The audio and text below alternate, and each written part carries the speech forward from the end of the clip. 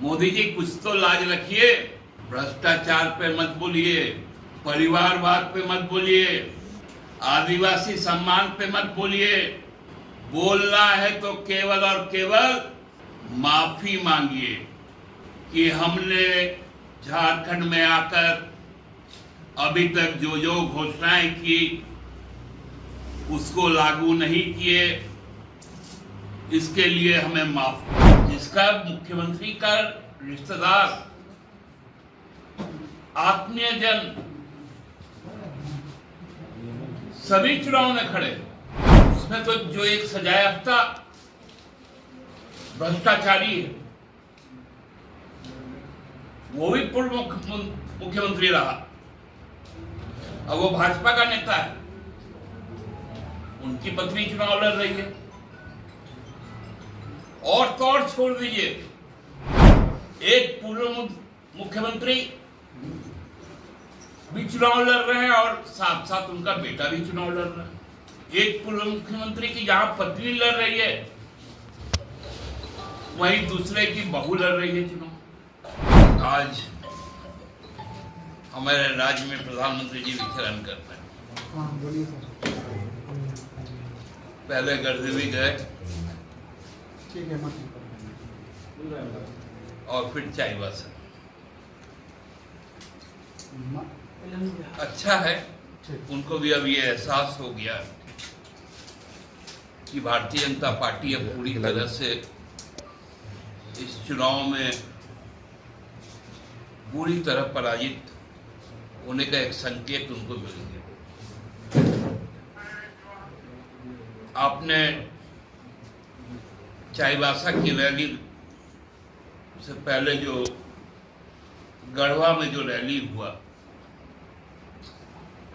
उस रैली में प्रधानमंत्री को सुना। कल जो अमित शाह जी जब उनका वो झूठ का पुलिंदा एक जारी कर रहे थे, केवल और केवल उस पुलिंदा के बारे में ही चर्चा, कोई विशेष बात उसमें नहीं था। विशेष बात बोलने में जब वो गए तो वो फंस गए, वो परिवारवाद की बात की।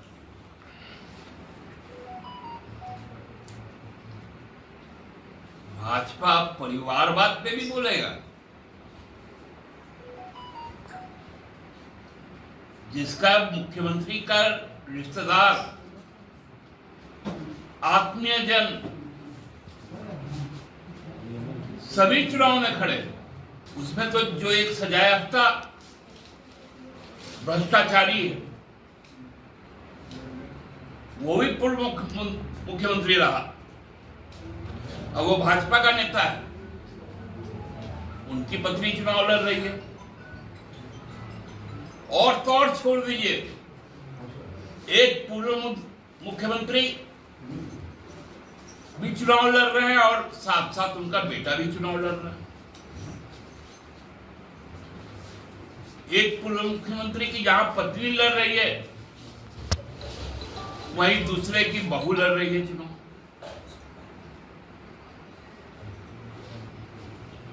प्रधानमंत्री जी कौन सा परिवारवाद?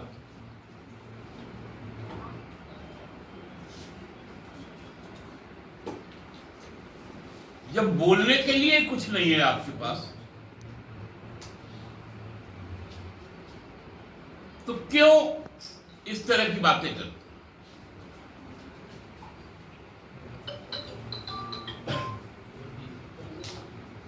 बोले डबल इंजन की सरकार।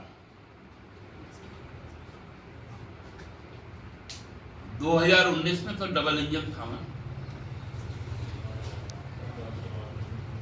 2014 से 2019 क्या हुआ उस डबल इंजन का? कितने उद्योग लगे थे और कितने उद्योग बंद हो गए?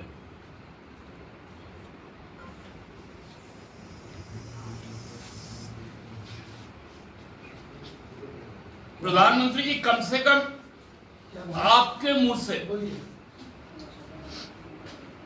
झूठ निकले ये देश कभी नहीं चाहेगा।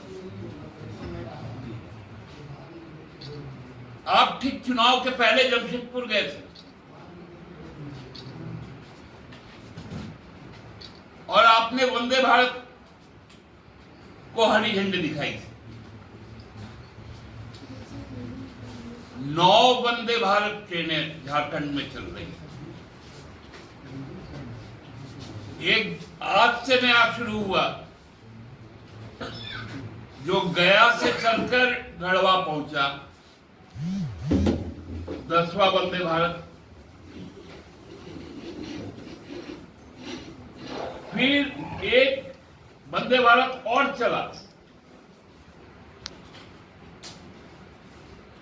वो गया से रांची तक आया, 11वां वंदे भारत। और फिर रांची से एक वंदे भारत फिर चाईबासा गया, तो 12वां वंदे भारत। उन्होंने क्या कहा? 12 वंदे भारत। मैं भी सोच में पड़ गया था। अचानक से 3 वंदे भारत कहां से आ गया? तुरंत रेलवे के एक अधिकारी को हमने फोन किया, बोला दादा आप तो अपडेटेड नहीं रहते,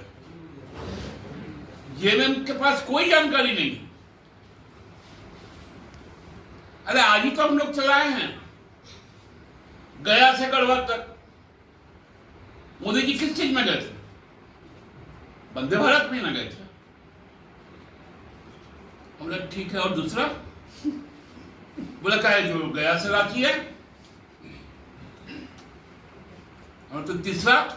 बोला रांची से जो चाईबासा गए। हो गया ना 12। इतना हल्का भाषण प्रधानमंत्री जी दे रहे, क्योंकि बोलने का कुछ है ही नहीं है।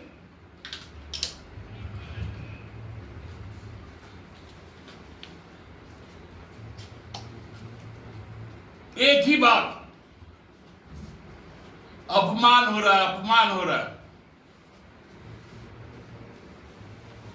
अरे आपने तो भारत के लोगों का अपमान किया।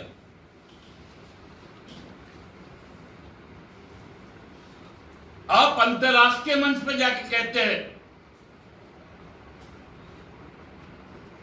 कि 2014 के पहले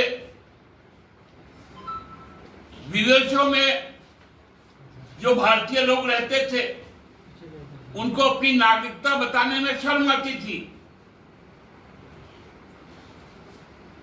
मेरे आने के बाद विदेशों में भारत के लोग गर्व से कहते हैं कि हम भारतीय।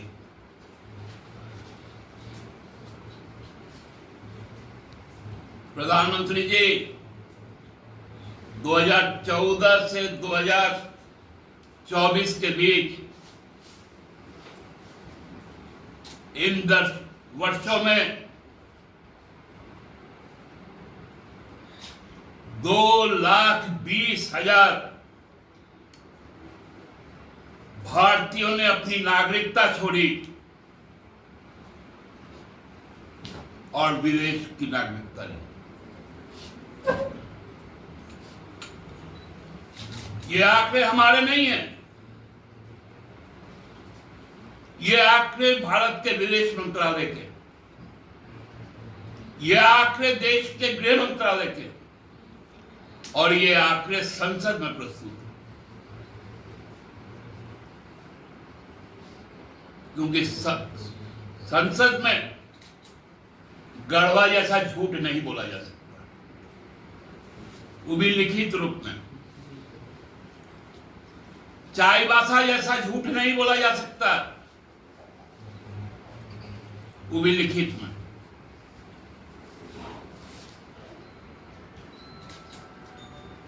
आप देख रहे होंगे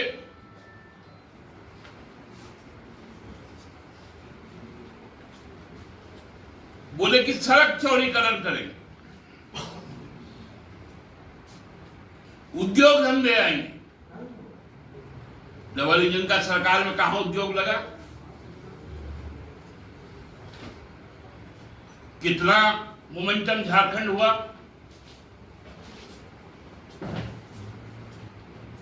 पावरोटी बेचने वाले बेकरी को 5 एकड़ जमीन दे दिया गया।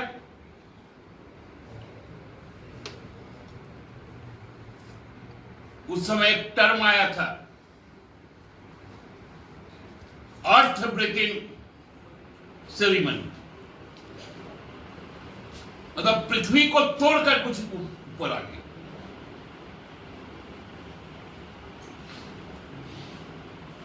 कितना साफ झूठ आज इन्होंने कहा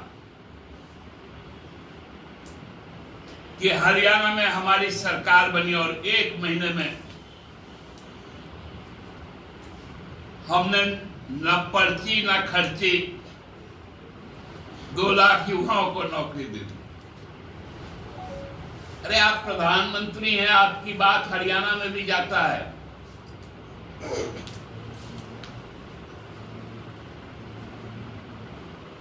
अभी करनाल से मेरा एक मित्र फोन किया, वो सुन रहा था लाइव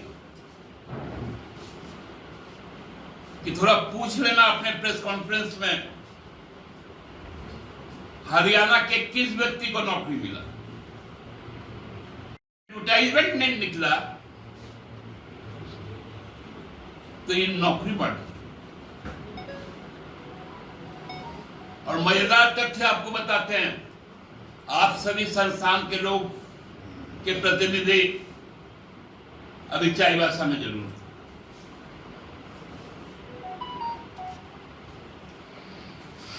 3:15 बजे के बाद प्रधानमंत्री जी के पहुंचने के पहले ही मैदान खाली होना शुरू हो गया।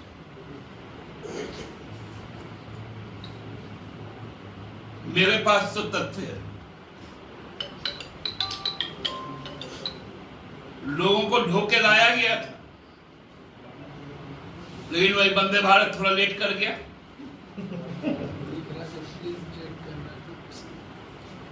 क्योंकि लाइन भी तो बिछाना था, यहां से लेके रांची से 138 किलोमीटर तक लंबा लाइन बिछाने में भी तो कुछ समय लगा होगा। बीच में टेबो घाटी आ गया था, वहां पर घूम घूम के लाइन गया, जिसको हम लोग जलेबी घाटी कहते हैं।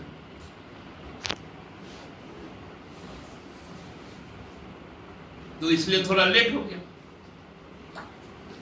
तो लोग सोचा कि आप छोड़ो, वोट तो देना नहीं है तो भाषण काय को सुनना है। अरे हमारी सरकार ने हो भाषा को 8वीं अनुसूची में शामिल करने के लिए कैबिनेट से निर्णय लिया था। झामुमो की सरकार ने। आप बोलते हैं ये मोदी की गारंटी है।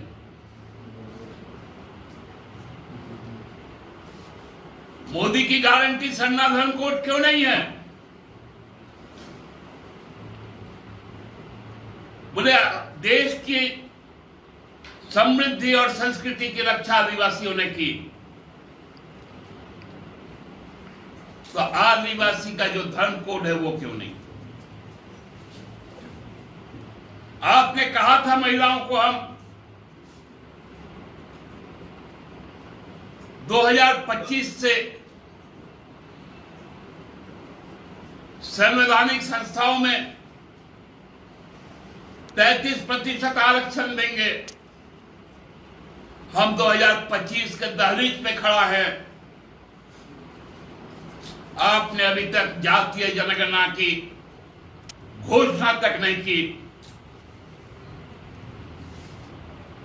और आप महिलाओं के अपमान की बात कर रहे हैं। इससे बड़ा अपमान क्या होगा कि संसद में जो कानून पास हो गया संविधान संशोधन के द्वारा, उस पर आज तक एक कार्रवाई नहीं। ये है महिलाओं का अपमान, उनके संवैधानिक अधिकारों का अपमान।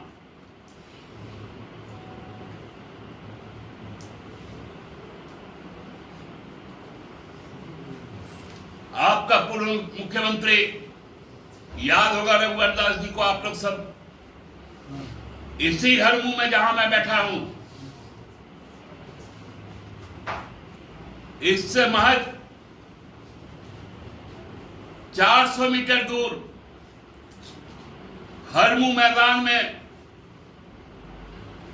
अंकिता नामक एक लड़की के पिता को किस प्रकार भरी सभा में बेइज्जत करने का काम किया, उसके गवाह आपके आज के सांसद दीपक प्रकाश जी। आप भ्रष्टाचार की बात करते हैं, हम स्वागत भाषण भानु प्रताप शाही का सुन रहे थे। बैठे हुए थे कमरेड सिंह भी। मोदी जी कुछ तो लाज रखिए, भ्रष्टाचार पे मत बोलिए, परिवारवाद पे मत बोलिए, आदिवासी सम्मान पे मत बोलिए। बोलना है तो केवल और केवल माफी मांगिए कि हमने झारखंड में आकर अभी तक जो जो घोषणाएं की उसको लागू नहीं किए, इसके लिए हमें माफ करो।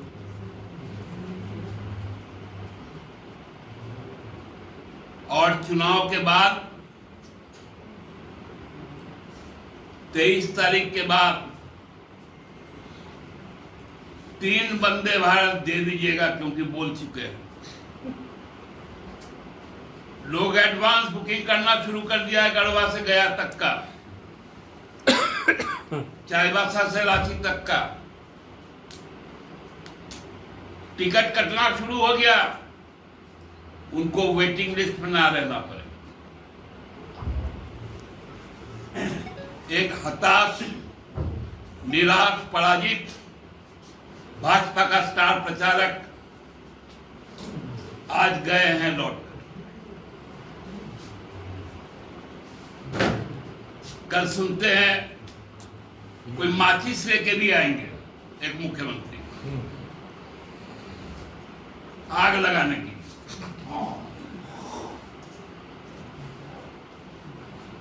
कि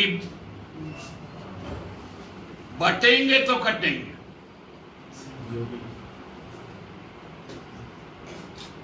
हम लोग यहाँ गाड़ी के पीछे एक लाइन लिखा हुआ था, सटले तो गिरे बेटा।